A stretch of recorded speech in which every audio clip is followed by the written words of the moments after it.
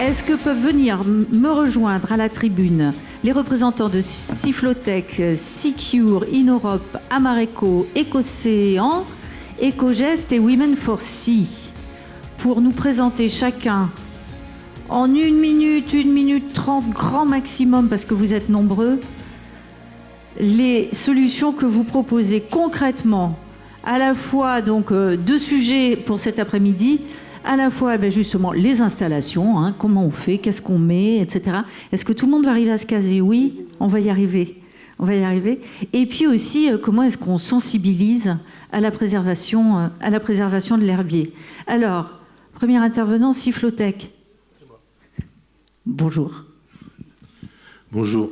Donc Cyflotech, c'est une équipe de passionnés qui a réfléchi à des solutions de lignes de mouillage et des solutions pour gérer les territoires maritimes en étant écologique, recyclable, simple à installer.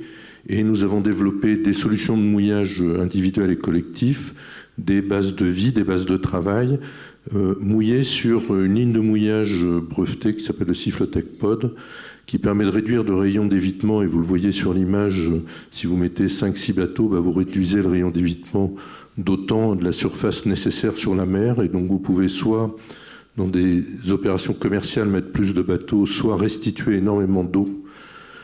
Et puis, nous assurons la sécurité des biens et des personnes en cas de montée des eaux, en cas de marnage, la sécurité des approches, le monitoring de l'environnement. Et puis, dans la colonne d'eau, notre système peut recevoir un certain nombre d'applications qui soient techniques, écologiques, production d'énergie ou production d'alimentation, algoculture, conchiliculture, naissin, qui n'interfèrent pas avec les qualités mécaniques de notre produit. Donc on est une solution qui permet un développement du littoral un peu différent des solutions et lignes de mouillage ordinaires. Merci. Merci beaucoup. Alors, Secure. Alors, attendez. Hop, je prends. Bonjour à tous, je m'appelle Sébastien, je suis le responsable commercial de Secure.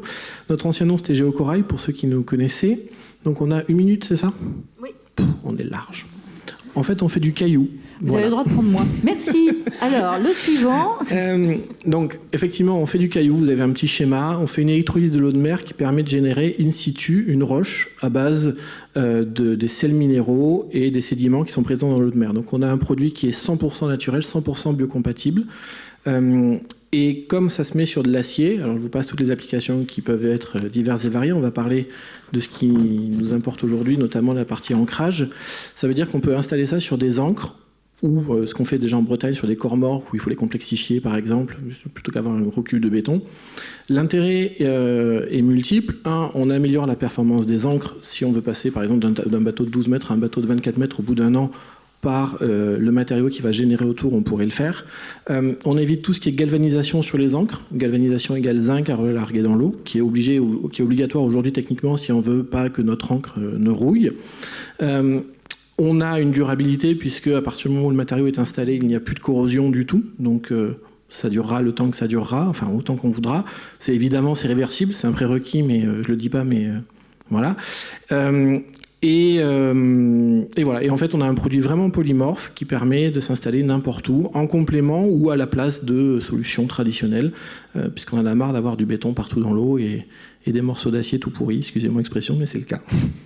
Merci beaucoup. Alors, maintenant, Ineurope. C'est vous. Hop. En fait, on n'a pas du tout optimisé les passages de micro. Oui, bonjour à tous. Nous sommes une société française, on est basé en Bretagne et en fait on est spécialisé dans la fabrication de produits en cordage. Donc on conçoit et on fabrique des solutions textiles, que ce soit pour le monde de la voile, d'où on vient, mais également par extension pour le monde maritime et industriel. Donc en 2017, on a développé des lignes de mouillage innovantes. L'OFB est venu nous trouver, également la commune qui gère l'archipel des Glénans en Bretagne, pour secouer un peu tout ce qu'on faisait et arriver avec une solution innovante à base de cordage, ce qu'on sait faire. Donc on a développé des produits qui sont maintenant sur toute la façade atlantique. et qu'on a présenté également aujourd'hui. On a différentes solutions pour différents types de bateaux et différentes charges. Donc écoutez, je suis disponible sur le stand ensuite pour en parler. Merci beaucoup. Alors ensuite, nous avons Amareco. Ah ben voilà, c'est ça. En fait, c'est très bien fait, c'est un gentil mouvement de balancier. Oui, bonjour à tous. Donc Amareco est une société très récente puisque sa création, sa formalisation date de cette année, de 2022. Mais en fait, elle résulte d'une collaboration entre une personne de Corse qui connaît très bien le milieu marin, puisque c'est un pêcheur sous-marin et pêcheur professionnel, et une société qui est spécialisée dans la fabrication de béton architectonique. Cette société qui s'appelle LIB, elle a participé, il y a maintenant plusieurs années, à une étude sur l'incidence des matériaux, pour la colonisation de ces matériaux en milieu sous-marin. Et on s'est rendu compte que la nature du matériau avait fait peu d'incidence, mais surtout c'était la forme, la porosité de surface qui permettait la colonisation. Partant de là, nous avons développé des systèmes de moules silicone qui permettent de créer en surface sur des bétons des aspects où la colonisation est très rapide. À ce titre-là, nous avons continué à développer donc des récifs artificiels éco-conçus et maintenant des coffres de mouillage qui permettent justement cette colonisation. Donc je vous invite à venir voir sur notre stand le concept et ce qui a été fait. Nous avons quelques belles réalisations, notamment en Corse, au niveau de Santa-Manzasa, avec le port de Bonifacio. Voilà. Aujourd'hui, donc, notre commercialisation, soit nous sommes à même de fabriquer ces coffres éco-conçus, soit de mettre à disposition des entreprises les moules et le savoir-faire pour réaliser ces coffres éco-conçus. Merci beaucoup, c'est très clair. Écocéan, eh ben voilà. Pourquoi je le savais? Bonjour, donc moi je suis Gilles Lecaillon, fondateur et actuel président de la société Écocéan, donc société Écocéan qui est basée à Montpellier et à Marseille. Et notre cœur de métier, nous, c'est de faire de l'ingénierie écologique et principalement de complexifier des infrastructures existantes en mer. Donc on fait ça depuis pas mal d'années, 20 ans bientôt, et on a déjà équipé une 50aine de ports avec le module que vous voyez sur votre gauche, donc des biohuttes.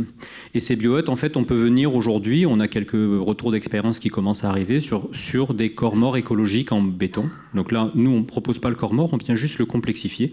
J'allais dire, s'il n'y avait pas de corps mort en béton, ça serait mieux, mais s'il y a des corps morts en béton, ce qui est quand même encore beaucoup le cas, on peut venir complexifier ces corps morts en béton ou autrement qu'en béton, ceci dit. Et donc on a un projet qui est suivi actuellement par la société Biotope en Martinique où on a complexifié donc des corps morts en béton. Et les premiers résultats sont tombés hier, là, ça fait 1 an qu'on fait ces suivis. On a quand même 8 fois plus d'abondance sur des corps morts équipés de nos biohuttes que sur des corps morts nus et 5 fois plus de diversité. Donc ça montre quand même que si on complexifie, comme vous venez de le dire à l'instant, on apporte plus de fonctionnalités écologiques. Et aujourd'hui, pour terminer, on travaille sur de l'utilisation de déchets issus de la fabrication de l'acier, qui sont des laitiers d'acierie de convertisseurs. Et donc, on a un projet actuellement en cours et je vous invite à venir me voir sur le stand pour en discuter si cela vous intéresse. Eh bien, merci. Donc, on a vu que dans le domaine, si je comprends bien, des corps morts, là, la complexification est un avantage pour la recolonisation. Alors, au-delà des solutions techniques, un autre gros enjeu, c'est la sensibilisation. Et donc, on a le plaisir d'accueillir, d'une part, Écogeste Méditerranée. Alors, Écogeste, c'est quoi? Merci, bonjour à toutes et à tous. Donc, Jamila Poidno, je suis coordinatrice de la campagne Écogeste Méditerranée. Donc, c'est une campagne, mais c'est au-delà d'une campagne, c'est une action qui permet d'acquérir une culture de l'éco-responsabilité environnementale et notamment maritime. Tout à l'heure, Éric Mabot parlait de culture. Là, l'objectif de la campagne, c'est justement de monter en compétence sur cette culture maritime. On parlait tout à l'heure des plaisanciers, il y a différents types de plaisanciers. Nous, on remarque dans notre campagne qu'il y a de plus en plus de location de bateaux, donc des nouveaux arrivants aussi dans la pratique. Comment les accompagne-t-on? Donc là, Éco-Gestes Méditerranée, c'est une action d'envergure. Elle se déroule sur toute la façade Méditerranée française, en Occitanie, en Corse et en PACA. Elle est accompagnée par les institutions publiques, l'Office français pour la biodiversité, la Direction interrégionale de la mer, mais aussi les régions Provence-Alpes-Côte d'Azur, Occitanie et l'Office de l'environnement en Corse, les DREAL également. On est aussi accompagné par l'Union des ports de plaisance. Donc c'est vraiment une action d'envergure, une action pertinente, une action on va dire, elle a atteint une certaine échelle de masse, puisqu'on est sur 330 jours de sensibilisation en juillet, en août, chaque été. Donc voilà. Et puis la campagne, donc il y a des partenaires avec les ports. On intervient dans les zones de mouillage où sont les plaisanciers. Donc pendant leur temps d'ancrage et temps de disponibilité, on va dire, intellectuelle pour discuter avec nous. Ensuite, on est sur 180 ambassadeurs formés chaque année pour mener la campagne. On est aussi, c'est pas que de la sensibilisation, on est aussi en capacité de faire des retours d'informations aux collectivités, aux gestionnaires qui sont aussi dans la campagne. On a une dizaine de gestionnaires d'aires marines protégées qui sont avec nous dans la campagne et qui vont sur le terrain avec nous.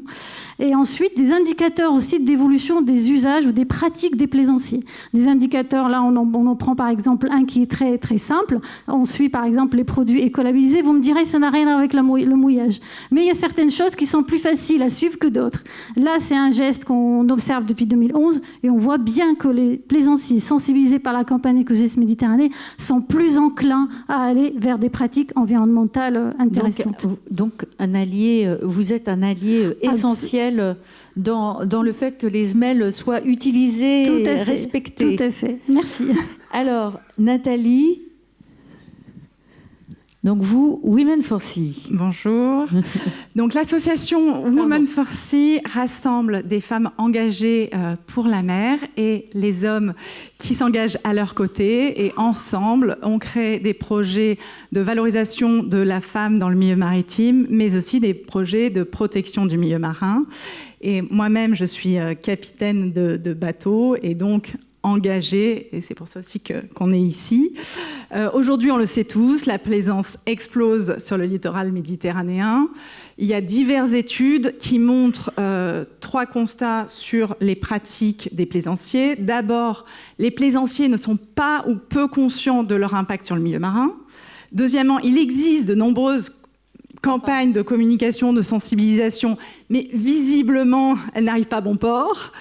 Et troisièmement, les plaisanciers n'iront pas chercher eux-mêmes l'information pour être des ambassadeurs de l'éco-navigation. Donc, c'est à nous de leur amener cette information.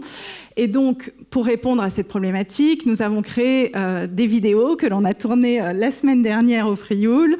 Donc, ces vidéos sont 8 capsules d'1 minute. La thématique, c'est naviguer de façon éco-responsable de A à Z. Donc, elles sont soutenues par le ministère de la Mer, l'Agence de l'eau et des acteurs privés comme New Alpha et puis la société de production Black Whale Pictures. Et je vous invite le 6 décembre sur le stand du ministère de la Mer pour le lancement de ces vidéos. Et là, j'en fais appel à tous les gens dans la salle. Ce sera le point de départ d'une grande campagne de diffusion. Ces vidéos, on a déjà pas mal de partenaires comme les constructeurs, les loueurs, les forums comme Navili, les médias comme Ouest France ou Voiles et Voiliers. Et donc, ces vidéos seront à disposition de tous, donc vous pouvez tous être ambassadeurs et porter ces vidéos au plus grand nombre. La destination finale, c'est le plaisancier et de donner envie d'agir pour la mer qu'il aime, mais de changer les comportements. Le plaisancier et la plaisancière. Bien sûr. Merci à tous. Alors, je vous laisse rejoindre. Merci.